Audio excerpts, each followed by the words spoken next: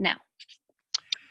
Hi, this is Bill Quain, and I thought I'd give you a quick rundown on just what great things can happen when academics and professional experience combined to solve $1 million problem. And this is a real life situation. And since we're looking at maybe doing an event management curriculum on the Atlantic City campus with Stockton, I want to just give you an example of something that happened when I was teaching event management down in Miami Beach at Florida International University, and how we changed the face of the South Beach Wine and Food Festival. Most of you have already heard about the South Beach Wine and Food Festival. It's huge, huge, huge.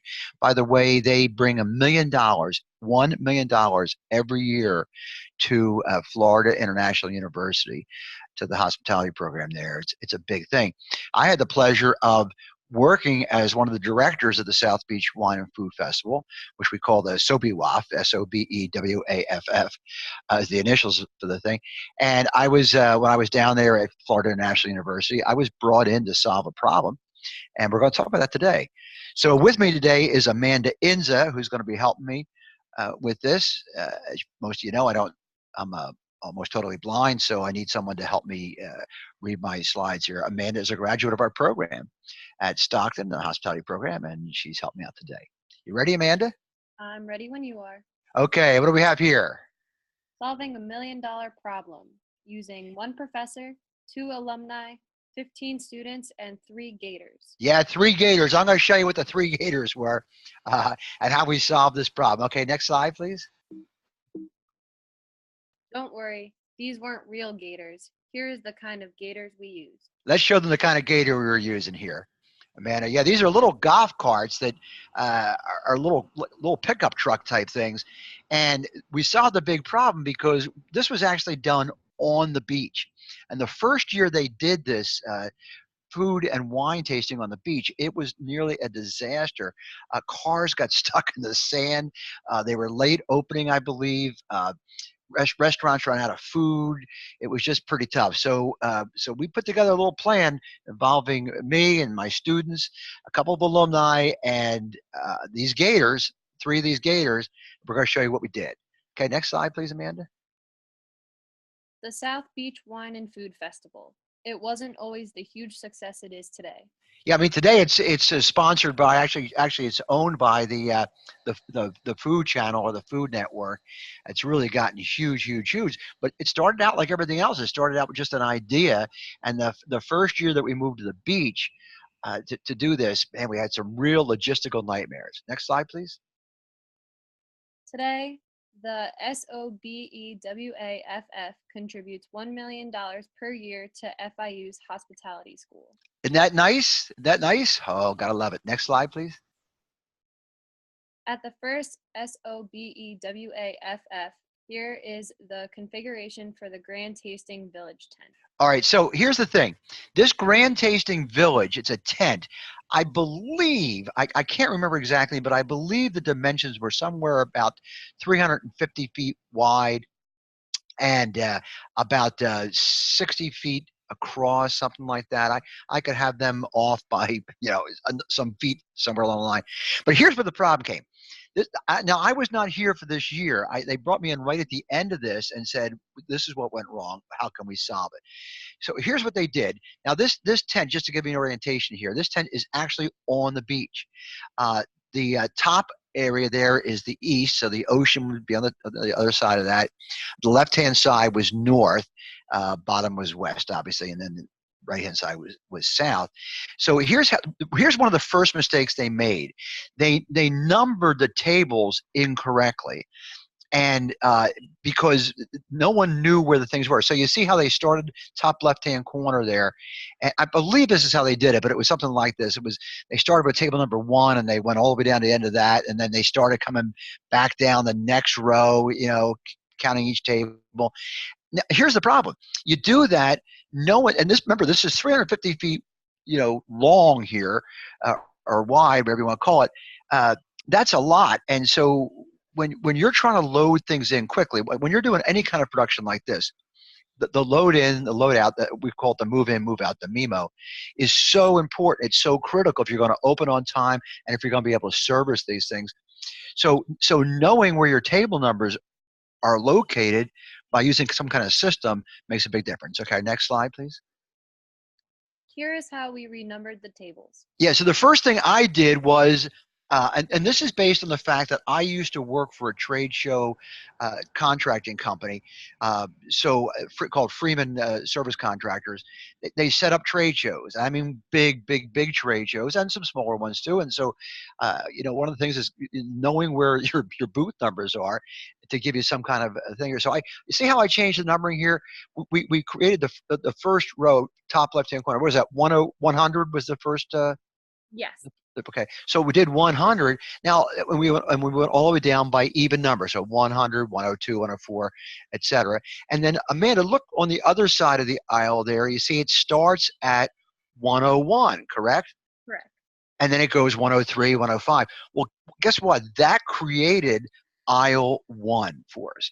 And it all of a sudden, if a restaurant was going to, let's say, table number 108, I knew that was pretty far down to the up to the north end of the tent, and I knew there was probably an entrance door fairly close to it, and I knew exactly where it was, and I could send people there or deliver stuff, and it made such a big difference. By the way, all the outside tables on the very top and the very bottom, they were all restaurants and some other vendors like cheese people and that kind of stuff. And then in the middle there was all wine. All right, so let's go to our next slide here, Amanda, because I want to show people some of the logistics. Oh, here's what we did. This is what we combined to do this. So the first thing was a service operations management. Yes. Now that was a graduate level class I was teaching, where I took operations management techniques, which, by the way, all the things I just showed you, which is kind of logistical. That's a service operations management technique, and I was teaching that class to graduate students at FIU, and some of those students actually helped me do this. What was the next thing we had there, Amanda?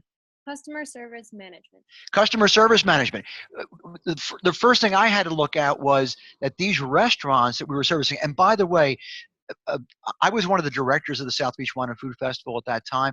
I was totally responsible, me along with my students, I was totally responsible for recruiting 100 restaurants to bring 3,000 portions each down to the beach and serve it. We did this over 2 days. So it's a massive job, not only of selling them on this, but of them moving them in and moving them out so that they could serve the other customers of the South Beach Wine and Food Festival, which were the guests who were attending there.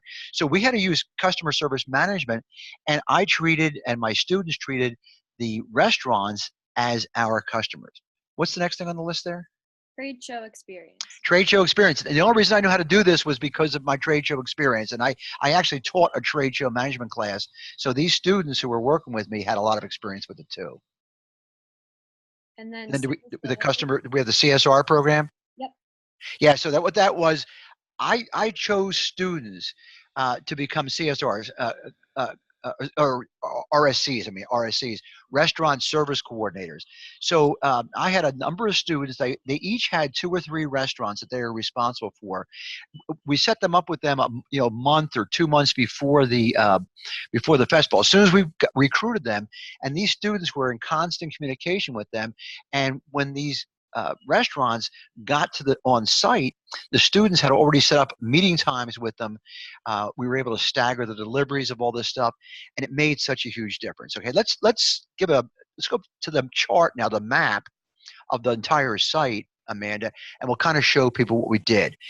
One of the innovations that we put in, you see on the left-hand side there to the west of the main tasting tent, and these things this is not drawn to scale, but we set up a field kitchen where we had cooler trucks, we had electric there, so we had other coolers too. We had gas fryers and grills, that sort of thing. We had water washing, washing facilities, that kind of stuff. We set up a field kitchen where each of our restaurants was given space in the cold storage, and then we had students who knew how to cook, who were actually acting as assistant chefs, and they would help do some of the preparation, because each restaurant had to do 3,000. Uh, Imagine that each restaurant had to do 3,000 servings. They had to bring with them. That was part of their deal. By the way, we didn't pay them for this. They didn't sell this stuff. They did this all for promotion, and so we wanted to back them up, and that's why we created the field kitchen. Now on the right, you see the snake pit. You have to understand that just below the snake pit there, to the west of the snake pit, is Collins Avenue, which is the main drag down through South Beach. And this was all sand. And so this snake pit was a small parking lot for the lifeguards. What we did was we set up a station in there where I was down there and I had a student glued to my hip. So there was police down there and that kind of stuff. And after a couple of years, we really had a system working here where the RSCs, the restaurant service coordinators, had a list of what time their restaurants were arriving, and we gave out those slots. So they would pull into this parking lot with their trucks or their tow vehicles, whatever they had, and some of those Gators, okay, would show up. Their restaurant coordinator, we were all on radios and cell phones. Restaurant coordinator was there to greet them. I was there to greet them. We knew exactly which table number they were going to. And so what we did was we simply unloaded their truck or their vehicle and put it on the Gator, and we gave the Gator driver the go-ahead to which table to go to, and the Gator driver would drive up. Now the Gator driver knew exactly which table to go to, where the tables were located, because it was all number coordinated there. And then the service coordinator would walk up there with the restaurant staff. They'd get there, they'd take what they needed, the rest of it was left on the Gator, and then the Gator and one of their staff members would drive down to the field kitchen and store everything. And if they had to leave any instruction for us, recipes or anything like that we needed to know about, it was all really well organized. Now what this changed, which is pretty cool, think about this. As these cars pulled in, they parked in the snake pit there, and then they were given a half-hour sticker. So we monitored everything, and we had people on half-hour delivery schedules. So and we staggered it so that once their half hour is up, if they weren't there, we got the restaurant coordinator to help them, and they moved their truck out of there, and they went and parked it off site and got transportation back. So now we were able to have a really efficient load-in. But the year before this, what happened was they were letting people drive their cars up there or their trucks up there. Now remember, this is on the beach, so to the east of the tent there, the first one who drove around there got their car stuck.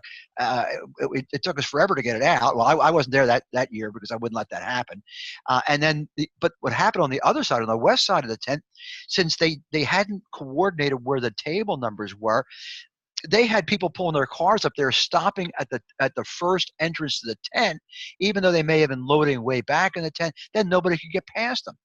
It changed the whole thing. I mean, it was fantastic. But it was a good combination of academics and reality working together to solve a problem. And guess what? The South Beach Wine and Food Festival today works using this model that we created, students and faculty and a couple of alumni. Let's go to our last slide there, please, Amanda.